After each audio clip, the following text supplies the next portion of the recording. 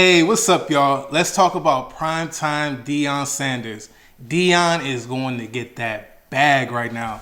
Deion is getting a 5-year, $29.5 million deal with Colorado University to coach their football program. And he's leaving Jackson State, which is a HBCU that was only giving him 4-year and I believe $1.5 million. No, $1.2 million to coach there. And everybody's saying he's a sellout, he's turning his back on his people. But check it out. Who's going to turn down that type of money, first off? But let's talk about the obvious. Let's talk about what he did for the program. He was able to get Jackson State new practice facilities, new locker rooms, endorsement deal with Under Armour, which is going to bring the school so much revenue for years upon years upon years. And then when it's time to renew the contract, if they're doing well, they can up the money even more.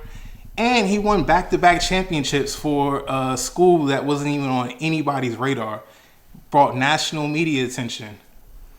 Where are you going to find that, especially somebody at his caliber? He's a Hall of Famer, Super Bowl winning cornerback, one of the greatest to ever do it. And he took a university that didn't have the resources, didn't have the national attention. He was able to bring 5-star recruits from all across the country. How are you going to be upset? He did what he needed to do. He went there for 3 years and won a championship 2 out of the 3 years that he was there. So how are you going to say he's selling out? Look at all the popular college coaches. Unfortunately, they don't look like Deion. You know, the Jim Harbaughs, the Nick Sabans, Lincoln Riley, so many coaches. And how are we going to be upset for Deion doing what's best for him? We're always talking about representation. We need representation. He's going to a Power 5 school, one that hasn't even been relevant since Cordell Stewart, which was in the early to mid 90s. They haven't had a stud. And Cordell Stewart was a decent quarterback for the Pittsburgh Steelers. He wasn't groundbreaking. He wasn't Hall of Fame talent. But now he's going to have the resources. He's going to have the facilities to train these athletes.